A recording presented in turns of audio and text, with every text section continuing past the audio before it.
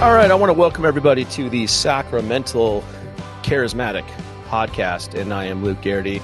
I am with my host, Wes McLaughlin. What's up? Right from the mean streets of Washington.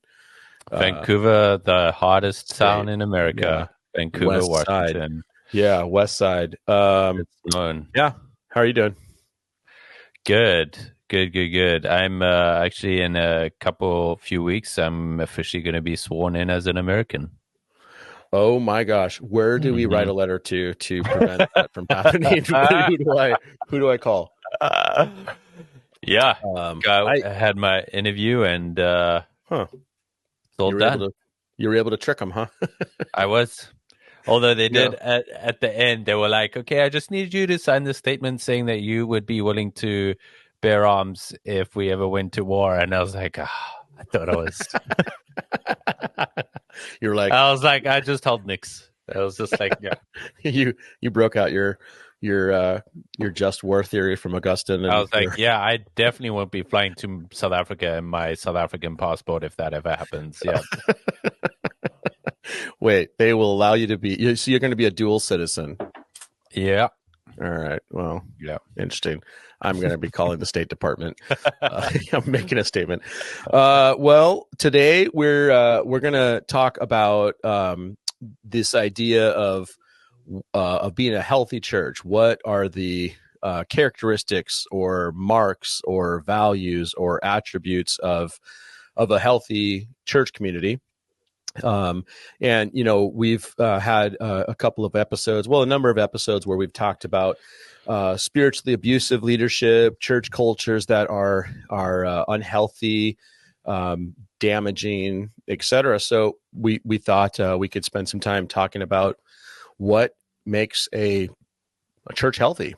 So yeah, where do you want to dive in onto that?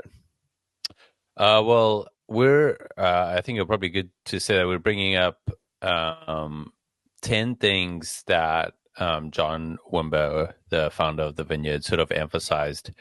And we just thought it would be a great palate cleanser for what we've spent. Well, Luke did spent 2 hours with one of the victims from the Dwelling Place Vineyard, not Vineyard, Dwelling Place Anaheim Church. Right now. Take that back. Yeah, Formerly Anaheim Vineyard.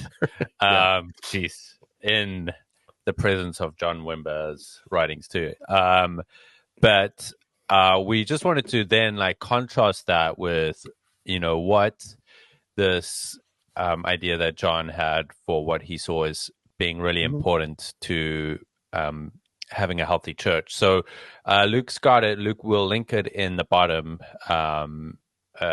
just a screenshot of all these values. And so we're gonna dive a little bit into that today, and we're gonna focus a little bit more on some things, just given our current cultural moment, and also add maybe one or two things that we also think is important. But I'm just gonna a little bit. Before we do that, Wes, I said we're going to nuance a little bit, but could we do this? Okay. So backing up a bit, in the Protestant Reformation tradition, a lot of the early, because a lot of the Reformation came out of a discovery of biblical texts amongst the common folks. Translations of the Bible happened where people were no longer having to read only Latin, or and there were also a lot of different leaders that learned Greek and Hebrew and Aramaic and began to read it for themselves. And I will say, because oftentimes Roman Catholic apologists will right there jump on and say, yeah, they read it for themselves as an individual, and they. But really, truly, Calvin and many of the other reformers read those texts in I guess in continuity, but also alongside the patristics, the early church fathers, and so there was a big I think shift in a focus on healthy churches, and obviously they had a particular thing they were wanting to address, but there was a strong emphasis on on the word being preached in sacraments, right? Like the baptism and communion being rightly celebrated, and the preaching of the word. So those were like two really big things that happened those were central through a lot of those systematic theologies or works of theology, the institutes, for quite a long time. And so we're going to be kind of, I think, building off of that as well a little bit, because I do think that those two things are still part of our DNA.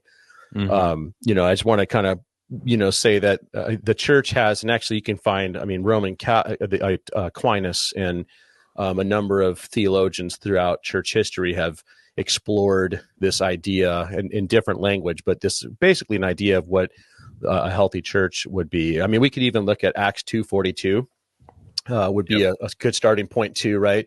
How after the outpouring of the Spirit, this community comes out of that. 3,000 people are added to the Lord's community, the kingdom, the community of the kingdom, the church, and they were devoted to the apostles' teaching, to prayer, to breaking of bread, the Lord's Supper, and to fellowship. Right, there was these four things that are listed right there. That's not the order I'm actually, but there's those four values, four practices, four things that they were devoted to. And so I know a few people who would be like, well, those are the four things that we need. It doesn't mention any emphasis on a lot of other values that seem to be pretty healthy and important biblical things that are fleshed out in the New Testament as well. So let's dive in. Like where you want to start out with, we got this list of 10 things, which we're getting that from, there's a number of Wimber works on Wimber that flesh that out. One of the most popular is a friend of you and I, a fellow South African who has decided to keep his South African citizenship and not jump ship and try to be an American. So, but Alexander Venter's Doing Church, right, fleshes a lot of this out. And so, where do you want to begin on these 10 things valued? And that's the way that Wimber talked about 10 values in the vineyard. Gosh, there's so many places to begin. Well, I think let's let me read them. Should we read them through real quick? Yeah, why don't you give us the number one? Number quick, number one, the Bible taught as the word of God, ministry to the poor, orphans, widows, evangelism, which is tied to social concerns, healing the sick and casting out demons, commitment to small groups, equipping the saints in things such as serving, giving, doctrine, family, finances, and then interaction with other pastors and churches, worship that reflects the values God has given us, such as intimacy, being natural, etc., the exercise of spiritual gifts, commitment to missions. So the reason why I wanted to read all of that is because I think the first thing that stands out to me and why we want to go through this is that there's not an either or methodology here. There's a lot of both ands here. And I think that's what is going to be like the theme of our entire episode, is that what's really important in creating a healthy church context is constantly have a both end approach. And I know for a lot of people that's probably like, yeah, we know that, we've heard that 1,000 times, but it definitely can't be overemphasized enough. So like, for instance, when we just have spoken about how the abuses have come with creating an environment that only focuses on healing the sick and casting out demons, or to miracles, or to these grand moments, if that is your entire paradigm for if your church is healthy or not, then you've got an issue. And so, but that doesn't mean you shouldn't do it. And so, like, to focus on that, like number 4, healing the sick and casting out demons. We're both charismatics, Sacramental charismatic. And so we both believe that there should be an environment in a church that is at the minimum open to that stuff happening and not trying to close the lid on that.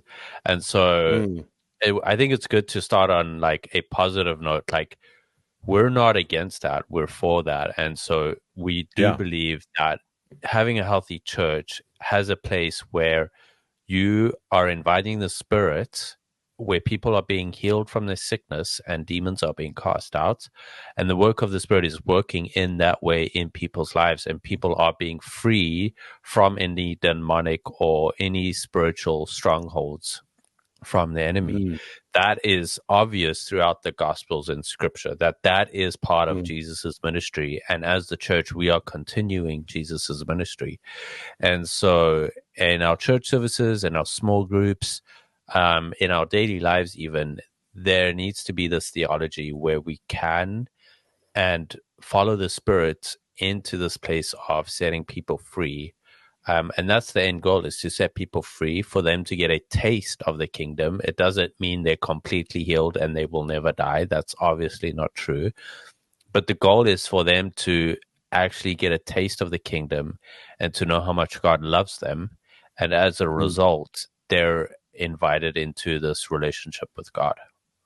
Yeah. And so that's what I was also thinking of. Also, in addition to that healing, so I liked how, with these 10 things, I think at the time, there's no direct statement of discipleship, but discipleship is embedded, I think, through almost every. It was just at that time, I think it was kind of the assumed, because I've had people engage with me on Twitter, well, Wimber didn't, seem to really emphasize discipleship. If you read Wimber at all, you'll see a lot of emphasis. His whole life was that. Yeah.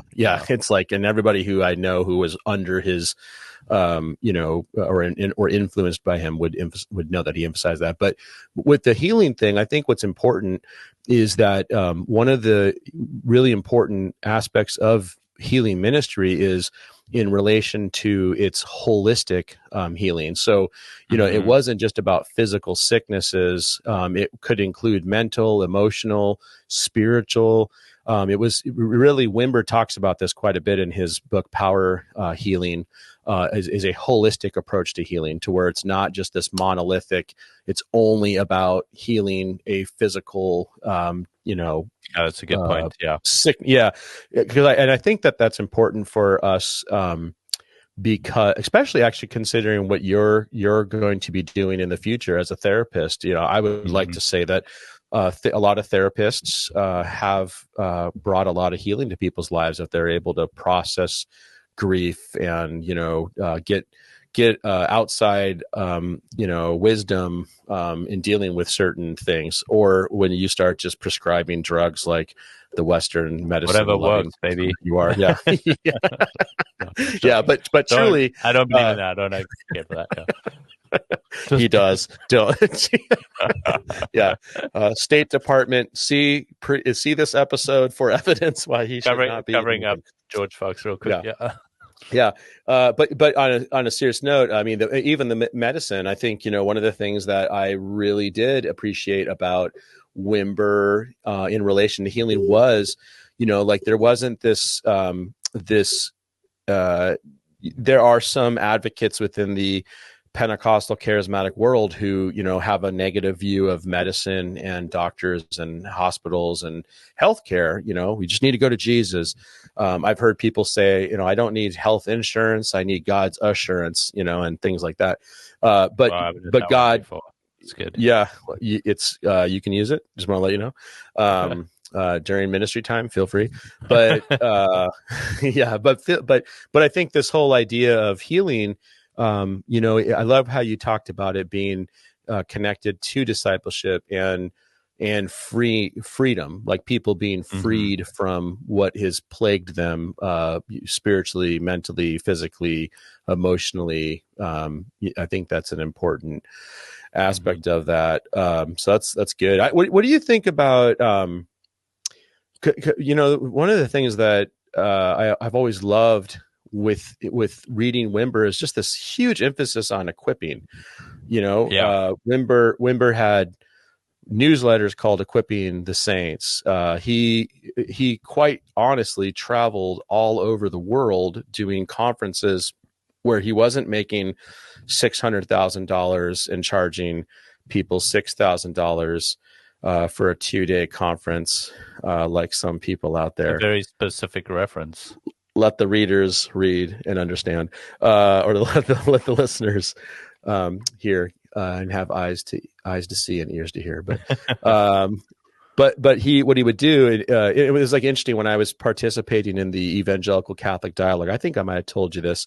My first year on that project, I had four different Catholic theologians. These are like, they're the who's who amongst American Catholic theologians. Every one of them had a John Wimber story. One man in particular, I don't know, did I ever tell you that? Maybe I didn't. Yeah, it was really interesting because when I first got there, it was quite. We should do a podcast on that as well. Maybe that'll be the next one we do on the book that we put out. But so my first year there, I was very why am I here? This is weird. And so I was representing the vineyard at that time, as a leader or theologian type of person. And so, it's this really super, it was at a university, in North Dakota, and, Catholic university. And so I was sitting there at dinner, and one guy sat down and he's just, "Hey, I'm so grateful that the vineyard's here, as part of the evangelical, group." And he's like, "Yeah, I was really, really impacted by John Wimber." And I was like, "Oh, really? How so?" And then he told me a story about how Wimber came to the seminary that he was training at the time. He was in seminary, training for the priesthood. And Wimber taught a conference on how to pray for the sick. And he said that I learned how to pray for the sick from John Wimber. And I was like deeply like, "Oh, that's really cool." And over the course of the I think I was there for 3 or 4 years. Can't remember exactly how long it was, but I think 3.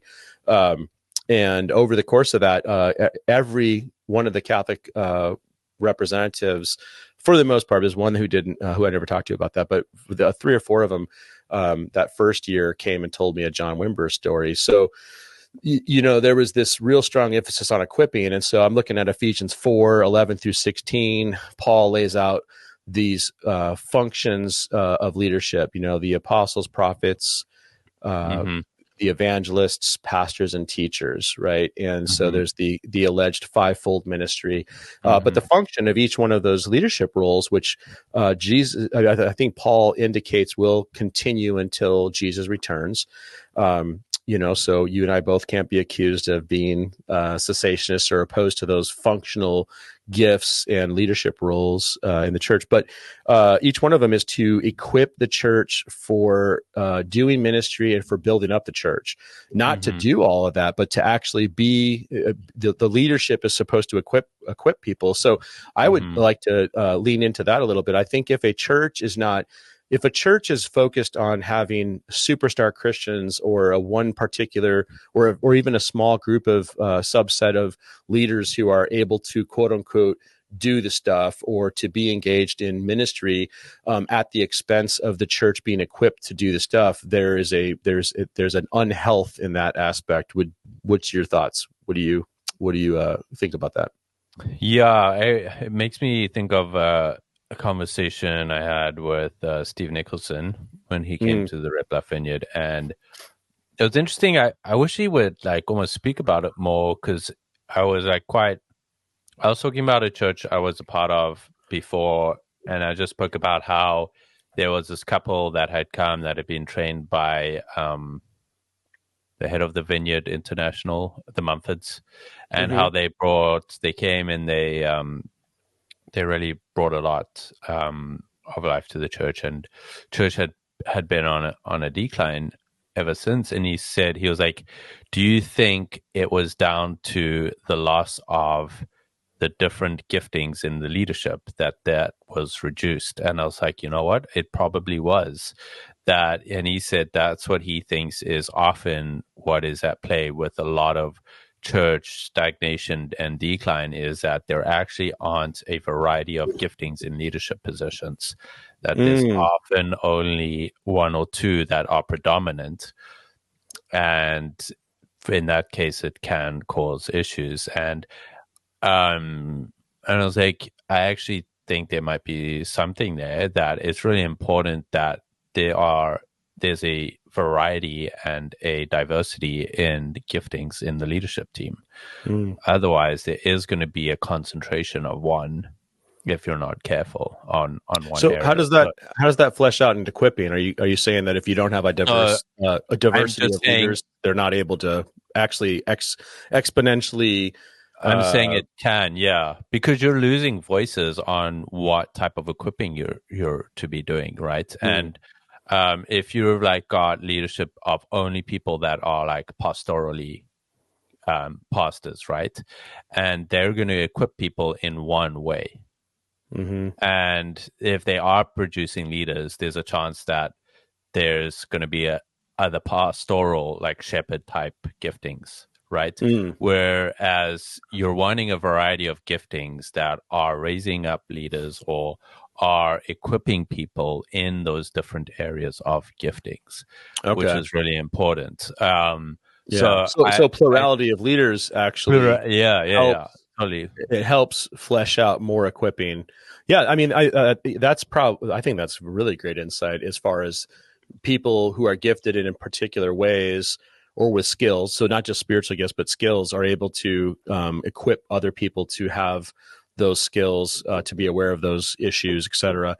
But then also too, the more leaders that you have doing that, the more you can accomplish, right? Because if you have one leader who's doing all of the equipping, you're also going to be short-sighted. And so, yeah, this equipping thing is that's a great insight. So for church leaders, pastors, it would be wise for them to, as quickly as possible, within reason, you don't want to obviously know people and not put people in leadership roles too quickly. But you want to get other people who are engaged in the process of equipping in order to equip more people. And I feel like two mistakes that leaders often do in this area is, one, they try and do everything themselves. And raise leaders themselves, or like raise a bunch of leaders, or like do stuff themselves, like do events, do trainings themselves, and they've got to have their hand in everything, and they have to be in control of everything. Or on the other hand,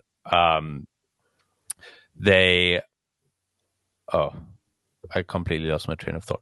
But generally, gosh, that was so weird.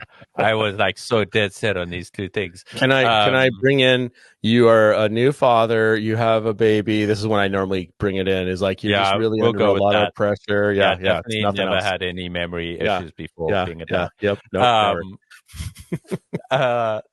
But gosh, but okay. I think I know what I was going to say. So you've got the pasta that's going to.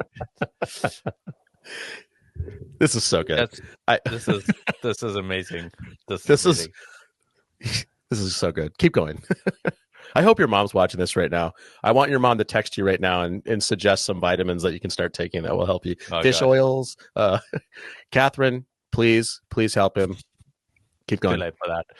It's too late for that.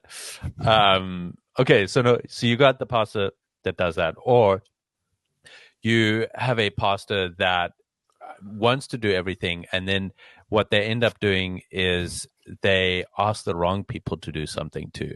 They set up a thing where it's like, we just need this role to be filled. And I totally get that there's just some roles that need to be filled in a church, and I totally get that, and I'm not downplaying that. But at the same time, pastors will often ask or equip the wrong people to do the wrong things. Okay, yeah, let's flesh that out a little bit. This is, I think, helpful, or could be helpful. So I when I was doing some, I hate to say consulting, because I don't like that, but I was helping. Well, I was helping just some different churches in certain areas with church growth and church planting and whatnot. I had developed this process for helping senior pastors and boards to be able to evaluate in a kind of a helpful way. Well, I thought it was helpful. It ended up maybe not being always helpful what it revealed, but it was basically this process where people where a team or a group of leaders would list all of the different ministries and teams that were in the church. And so, you could, I think anybody listening could do this. It actually could be a helpful thing where you list them. So you have like your coffee team or your greeting team or your music team or your preaching team or kids church. I mean, just the list goes right down. Hospitality team, youth group, whatever. And then this is the way to do it in a way that's not nice, but then you have 3 columns. You have the list of the ministries, and then you have a column in the middle that you don't fill, and then you have another column where you then give it a grade between like 1 and 5, how it's doing, or 1 and 10, it's fine, whatever. And after you do that, then you list whoever's in charge of that ministry, and super mean. And more often than not, the churches that were struggling and that were not able to break, for example, they couldn't break a certain number of like they would get, this is real common where churches will grow to like 50 or 75, and then they'll drop back down to 35, and then they'll grow back up to 50 or 70. I mean, when I first started pastoring, that was a pattern that we would have. We would get to like 125 and then drop back down to 75 and then drop. So Ed Stetzer had this really helpful thing he did a long time ago called breaking the 200 barrier. And some of this is church growth stuff. So some of it's total nonsense, but some of it's really helpful and some of it's really practical. That's why I think you have to kind of eat the meat, spit out the bones type of thing. But when more often than not, the churches that were not replicating, not growing, not able to continue caring for people, they would have scalability issues, discipleship issues, whatever you want to call it.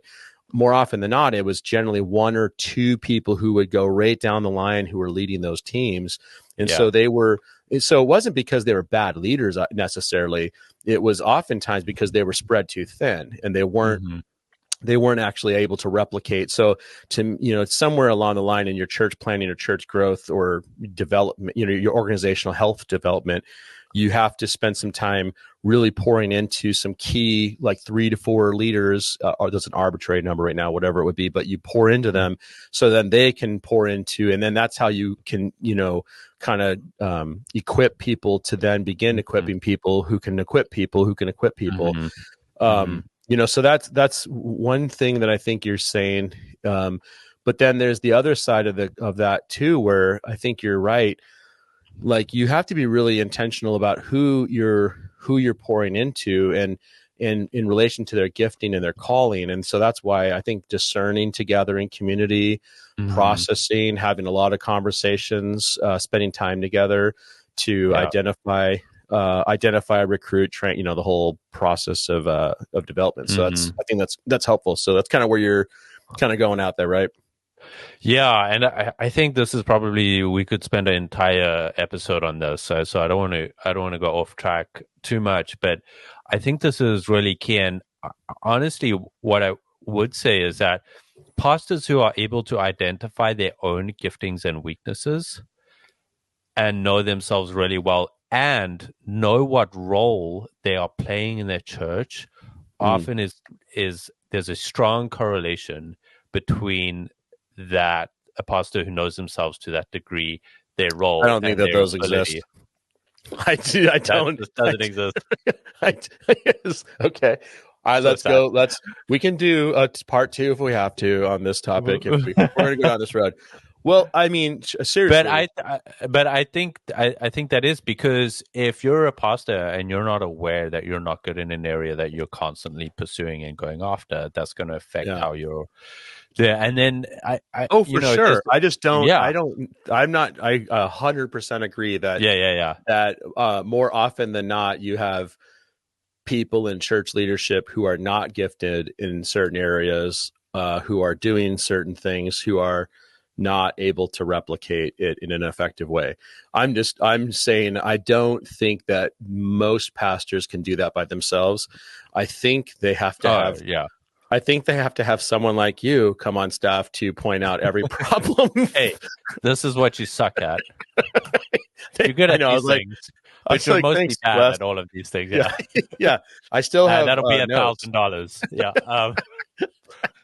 But I'm being somewhat serious. Is that I found you and Nikki are 2 associate pastor people on our staff. That was really helpful for me was having the 2 of you be able to help us process through, like, Luke, you really need to focus on this more, or you're not being clear on this. Like, that was always really helpful to me when you would bring out the scroll with the list of failures that I had. It was really thank you. Yeah. Thank you for that. But anyways, not to digress, but I think that is obviously very important, and takes a lot of work, a lot of humility on the pastor's part, and a healthy team. And when pastors often think about raising leaders, they almost place themselves, I think, and this is totally normal, to place themselves above someone. And it's like, almost like, let me bring you up. And as soon as you start doing that, I think you've already lost the battle. And I don't think it's that way. Yes, you have things that you can give them, like whether it's tools, whether it's advice, whether it's guidance, whatever it's like that. But if it's not on hey, we're on this journey together, and that's when you're going to confuse what you can provide and what you can't, as well as like showing that this person that you're training and leading can also provide input and you can also learn from. Because when you're doing that, that person immediately sees that they already have something in them, that the tools are secondary, that it's who they are as primary. And so that relationship is really important. Like, yes, you're going to give them stuff, but if it's not built on a really strong an intersubjective relationship, it's gonna, I feel like that's the healthiest way forward. Okay. And that makes sense. I'll give you an example. Like, you're a good example of that. Like, when I was on staff with you, you were able to provide me like with like whether it was books, whether it was like, obviously with my preaching, I had no idea what I was doing. So obviously you like took me. We should do a whole podcast on the first sermon. My first sermon. Oh, that so always fun. seems to come up. Oh man, I was so proud of you. I'd never seen anybody preach their first sermon for that long. Okay, moving on. Go ahead. It's not online, right? So is it still online? Is it online? I hope it is, and I'm pretty sure it is. Okay. Link in the description. Link in the description. Yeah. So you were able to do that because direction. Yeah, that was one of your giftings, right? So you equipped me and gave me the tools and trained me to do that. But at the same time, you never overstepped in what you weren't good at. So you're not the mentor type, right? You're not like going to be the fatherly figure, going to provide that type of relationship. But you were very aware of that. And I gave you a hug once. I don't understand what you're talking about. It's so jeez. So, good Lord. That filled everything. I hugged you once. I thought that was good. I didn't know you were so needy. Yeah. I didn't know this you were is a so good needy. Example. Yeah. Yeah, no, keep going though. Sorry. Okay. No. But that, just in acknowledging that, almost like showed me like, okay, this is very good for me to know. I shouldn't look for that in my relationship with Luke. And so I got it from other people. But it was because you were able to do that, and doing that, you're saying, look, I'm good at this stuff. I'm bad at this stuff. Definitely don't get any of this from me on this stuff. Get some of this stuff from me. That's that was a little bit too. That was a bit hard. Luke is actually secretly very pastoral. Like, just from people. No, I don't want anybody to think that at all. Don't let them know. He does care. Okay, he does care. No, it's just so good. Well, I mean, truth be told, I think part of it is with leaders. This would be somewhat relevant for leaders to think about. This is I do obviously really care about people, and I wouldn't be a pastor if I didn't, right? But I also know that I am not as pastoral when it comes to empathy and compassion and being able to I don't know, like I'm getting better. I think I've learned a lot from other people who are like that. I'm trying to be more self-aware about that, and also challenge myself to that. But there are some people like when I look at you, there's no, like you could literally walk into a hospital room with somebody and just naturally love on them. And that, like we saw that when you're here, you're very community minded, where I would walk in and be like, all right, cool. Yeah, pray. Love you. I'm sorry. We'll be praying for you. Blah, blah, blah, blah. Okay. Peace. He's got the next, so, yeah, I just, but I also think it's interesting how, gosh, this would be another real, I'm thinking of so many good discussions, but with going back to that fivefold thing, the one thing that the NAR this is good. This is a very small footnote. Is I think that it is true that the church, the Western church especially historically, doesn't really know what to do with non-pastor role. Like very few churches have evangelists on staff. Mega churches will, because they're like, we've got $90 million from our $6,000 a person weekend training. Let the readers and the moving on. So you don't have a lot of churches that will actually have a person who's wired, gifted to equip people to evangelize, and who goes on and does that. Same thing for the other aspect. We pretty much have pastor teachers involved in leadership, and so it's interesting how a lot of people have to adapt somewhat in the context that they're in, and I think either learn certain skills or develop in certain areas, or just really do I've always, it's funny when I do those stupid not stupid, but those APEST tests on apostles, prophets, evangelists, pastors, teachers, I always score really high in two areas, apostolic and teaching. Like those are the two that are like, which makes total sense. Yeah. I like strategic, visionary, blah, blah, blah. And then teaching. And then I'm like on the next level down, it's like prophetic and pastoral and evangelist are all kind of like three that are, more evened out or whatever. But it's interesting because I think some of those, so again, in our tradition, we talk a lot about the functional role, less about the title, right? And some of those functional roles, I think if we can we can define them, it helps us to kind of have a target. So like pastoral is connected to empathy, and it's relational, and it's caring and compassionate. And so like, I feel like that's an area where even though that wasn't naturally like my orientation, so to speak, I have gotten better at it by two things. I think number one, watching people who are really good at that and seeing how they listen. They're really good at listening to people. They're really good at empathy, where they are able to help the other person feel like they're being listened to and heard. And then so that's definitely observing that. But then too, just trying to do that, trying to like reading about how to be a better caring, compassionate person, what people do need. Because like the visionary teacher is not going to always be the most helpful person when somebody's going through like a real terrible loss in that moment.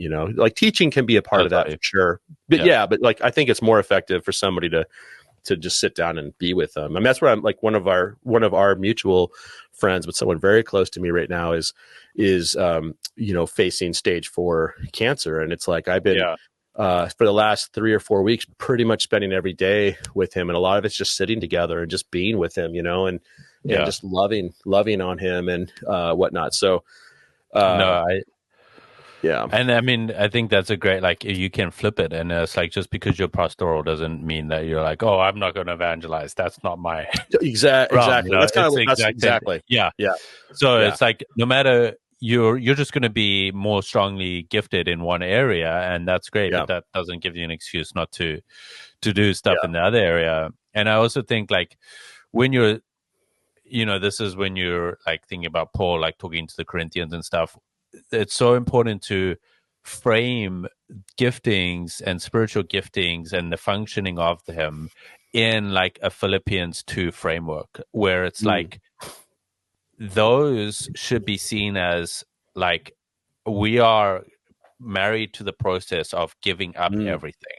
Yeah, like yeah. we're following Jesus in his Sacrificial, servant-minded. like we're constantly trying to lower ourselves to be like not less than other people, but To like elevate Jesus. people, elevate Jesus and other people, like to think of others just as important as ourselves. That's what Paul says. And it's like, so when we're training people, we have to be in that mindset, or we have to be in like, it's not because we think we have more than them, or like we are better, or like we're spiritually ahead of them in that way. It's like us constantly changing. And in that relationship, they're then seeing that. And like you said, like they're watching you. Like those people are watching how you're engaging with them. Like people aren't dumb. And so like when I saw that, like when you were when you were equipping me, like I saw that. And so that was like, oh, great. I don't have to be good in this area either. Like it's given me permission almost to be like, oh, I'm good in this area, not in this area. And that like it helps breed that. So we went pretty in depth there, but I think that's really important given the topics that we're talking about with spiritual abuse and how garnering that power can lead to that abuse too, and just not recognizing the humanity of people and recognizing that, hey, we're not above them. Really quickly, let me say one thing before we jump into the next thing. I also too want to say the pastor, leader, person who's reflecting on this and thinking about pursuing a more healthy leadership structure, style, whatever you want to call it. What I always want to just remind people too is that in the superstar, I am the center of the universe. In those folks who, they'll say, "Oh, I'm just pointing people to Jesus. I'm just using my giftings, whatever whatever their justification for it is." It's exhausting, and I think that's part of what I just want to always say. Like, listen, the more that you equip and empower other people, there's a number of really positive fruits from that. You are going to impact more people overall. So like for me, I've always thought if our church can continue to grow and we're able to care for a community of 1,000 people, say, or 700 people, or whatever the next thing is for us, but we have 50 pastoral people in our church community who are able to make that happen, who are being cared for. That's much better than me burning myself out trying to basically be this apostle who's all things for all people. It's just going to it will eventually kill you. Too many leaders out there. Yeah, you'll just burn out. Yeah, I mean that's what I mean. It's like you're going to be doing a lot of sabbaticals. There's going to be a lot of sabbaticals. I think sabbaticals are really good. I'm not saying that they're not. What I mean, you're going to necessarily be needing a sabbatical on the back end, rather than sabbaticals being a way to sustain healthy leadership. It becomes I have to take this sabbatical because I've mistreated people. I'm on the verge of having a moral failure. I'm in crisis mode, et cetera. So, I just want to say it's better for you. Jesus gets more of the glory because it's not about one person. It's better for you health-wise. You're happier. You're going to impact more people. Like that, you brought up Steve Nicholson. What I've always thought was really fascinating about Steve Nicholson, I've traveled with Steve and I've watched him, up close, is that Steve is so good about empowering people. I mean, even like he brings me to England with him, like I get to be a part of, he's a superstar there. Steve Nicholson is a rock star, but not because of, he's a rock star because he's not a rock star. Because like that's what he does for others. Yes, because people saw him always empowering people, and it is so like, oh man, I want to be like, I mean, that's what's so interesting. He is in the vineyard context where we're so focused on everybody gets to play. People who actually live that out, it's inspiring. It's like when I saw that, I was like, okay, I don't have to be the center of the universe. I can. I'm reaffirmed in my,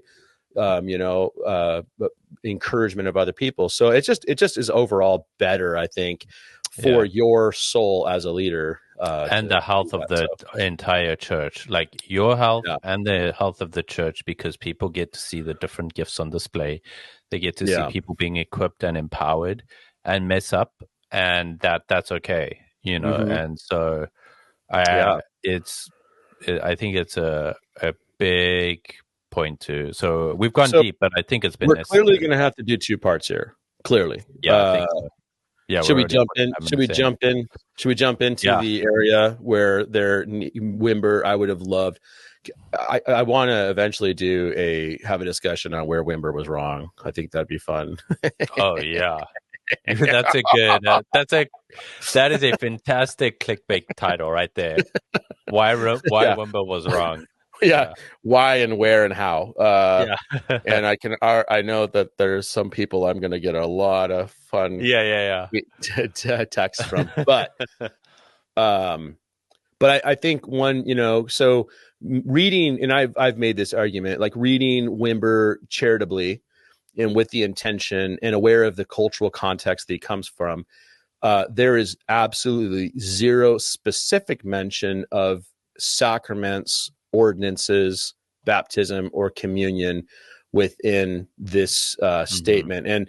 And you and I have a long history now in the Vineyard saying, just, trying to say, hey, listen, do it. We should do something about this because communion should be more central in our worship. If we are a worship movement, how about we consider the fact that for 2,000 years, the Eucharist has been a central aspect of worship. It wasn't until very modern, the modern times that the Eucharist and communion began to take a back row seat. So he doesn't mention that.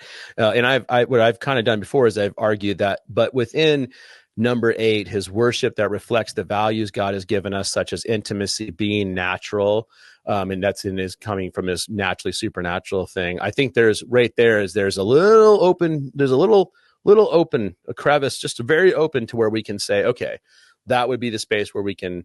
But I would want to say, I think we need to have an 11th one that clearly articulates a necessity for valuing the two agreed upon sacraments that virtually everybody within church history agrees upon. Like Roman Catholics have 7 sacraments in total. In other traditions, there's some evangelical, or there's some Protestants, slash evangelical, depending on who you talk to, would add foot washing as well. But everybody agrees that baptism and communion, or the Eucharist, are central. I think that those should be front and center. Because when I recently was in that conversation in reference to Dwelling Place Anaheim and the leadership of Alan Scott, it came out that communion is celebrated maybe 3 or 4 times a year. And I want to let you know, when that came out in that conversation, it was the work of the Spirit not to hijack that conversation and go into this huge discussion. I was like, oh, don't do it. Don't do it. But let's talk about that a little bit. Like why, because I know you and I both agree on this, and I think you and I probably, would you agree that we have definitely a well thought out, a robust, theology of communion? Like I think you and we've both written a ton on it. I've written papers on traditioning and sacramentality being such and I understand the context of Wimber coming from Quakerism, where I understand they didn't practice the sacraments for a number of reasons, one being wanting to encourage church unity and not liking how there was so much division among the sacraments. And number 2 being, and this is actually quite a complex, a lot of the early Quakers would talk about how the ultimate sacrament of the kingdom was the Holy Spirit himself, experiencing the Holy Spirit. So it was like I think in a sense they were trying to shoot for a higher sacramentality. So I understand that cultural background, but moving forward, 2024, 25, 26, I've been saying these things since the early, the 2013, 14s. Why? In the baptism, I think we have done less work on that, but still acknowledging that there's some type of a pneumatological, ontological transformation happening when we identify ourselves with the death and the burial and resurrection of Jesus. What else would you add? Why is this so central? Should be so central to the health and life of the church? Go. Just a quick one. Just setting you up. Hmm. Well, I mean, I don't think it's one thing. I think there's a lot of things. One, I would say, like, given like what you said, like that dwelling place only celebrates it 3 to 4 times a year or whatever it is. And there's a lot of One is churches that do that, right? I want to be clear. That is, and that they're not all unhealthy or whatnot. yeah. But I will say this. Is the Eucharist grounds us in the gospel story more so than I would say anything else in our worship service. You've got preaching, remembering the death and the resurrection of Jesus, like in the Eucharist. There's always a call to the gospel. Yeah, gotcha. And on top of it, yeah, exactly. And the fact that we're doing it as a community, and we're all participating in this event. And I do like to think of it as an event that happens. It's one of the most holistic practices as a community that we can do, where we're all being reminded of what is central to the kingdom of God and our place in it too. It's telling us that we are ultimately always first being hosted by Jesus, that we are participating in his death and resurrection through this event. And so it's both us receiving and participating in this. Preaching, it's receiving. Worship, you're participating. And so it combines both of those elements in one act, and we do it and if you do it every week, you're practicing that. And so you're building a liturgy, a rhythm in your physical body and your spiritual life that is bringing all these different things in a very holistic way that is not divorcing them in the Eucharist. So I would say that's that's what I've been really reflecting on in communion, as well as you then start to think about, okay, so this is a worship event that's also missional. So we are both inviting people into this space. We're also worshiping God into this space. We're also proclaiming God's word. We're also being witnesses in this event. I mean, I could literally get, that's more like of the theological thing. I haven't really touched on the practical, but well, I mean, it's an anticipatory, an eschatological anticipatory practice too, right? Where Paul lays out the do this as often as, and he says, when you do, you proclaim the Lord's death until he comes, right? And the Eucharist communion is not just simply a invention that happens in the Gospels, but is built upon the concept of meals in the Old Testament. And then, there's this eschatological future meal that Isaiah talks about, and then we read about in Revelation, right? The marriage supper of the Lamb. So communion foreshadows that and anticipates that. So there's a lot of, as you said, there's a lot of theology, but the practical aspect of it, which we could, I think when people, so in our community, people come forward to the Lord's table. We like to emphasize it's the Lord's table. It's not my table. It's not the vineyard's table. It's the Lord's table. When they come forward to receive, you are shaping your community to have a value for receiving grace. And I think it does make it a little bit easier for people to approach the throne of grace, both spiritually, as the writer of Hebrews talks about, but also too, like on a practical level, like would anybody like prayer this morning? We're going to have a space for prayer. It's like, well, I've already walked forward to receive communion, which is a traditional way of receiving. So you have that, the practical benefits of hearing the gospel every single time and being reminded of God's love for us and God's forgiveness and God's mercy and all these really beautiful themes are there. So to me, it is, I mean, the clickbait is, are you a healthy church if you don't receive communion? I would like to know, are you? Come on. Well, I think the flip side, of this is that you could trying to get you canceled. I'm trying to get you canceled. I'm not baiting it. I'm not taking the bait. Is that it's not a magic pill, because there's churches that celebrate communion every week that are terrible. That's exactly right. That are really unhealthy. So we're not saying like you do this and everything will. It's not. That's right. It's not bad. So just to be clear, I was so hoping you would say something I could then cancel you for, but that could be the. But it's as you're man. saying, Yeah. the Eucharistic theology and practice flows out of and is connected to our theology of worship, and that's why I think you and I have said, hey, it's a natural downstream practice from our theology of worship, which is very much experiential. We have anybody who's influenced by Wimber's theology of worship would say that worship is encountering God, it's experiencing God. It is a means of grace, right? We have a space for laying on of hands to receive healing prayer because we believe that God works through the natural elements of the world, human beings praying for somebody, and enters into our space, and the kingdom comes in that moment. So what we're saying is that, hey, it is actually just as charismatic to receive communion on a regular basis. You have a space for the Spirit to work to highlight the beauty of the gospel, the death and resurrection of Jesus. And as you and I think pointed out many times, it's fascinating that in Paul's letter to the Corinthians, in 1 Corinthians, chapter 11 is all about the Lord's table. It's all about the centrality of that worship gathering, right?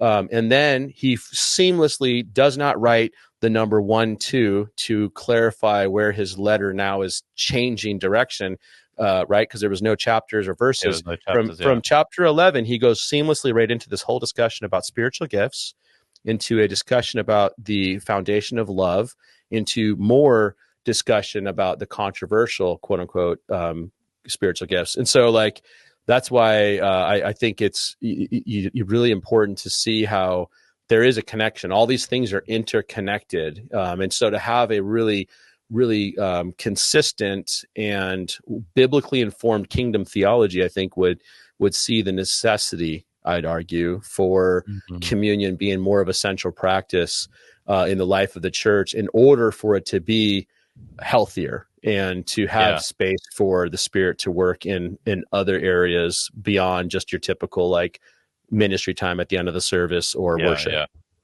Music being music. So yeah, exactly. And all right, and we've done the practical benefits of doing communion. We've done a podcast. We have a podcast on that people can go and listen to. So I just we could devote our entire podcast to that almost. It's like low hanging fruit for you and I. Oh man. Well, I will say, go ahead. Oh, I was just going to say we made the slight change in our communion, which I absolutely love. So we have communion after worship, right? Well, at the end of the singing portion of worship. And we've now changed our liturgy to reflect, instead of like, because I'm sure a lot of churches have a break or maybe like something. And so we've started saying, as God has welcomed us, so we're going to turn and welcome each other now.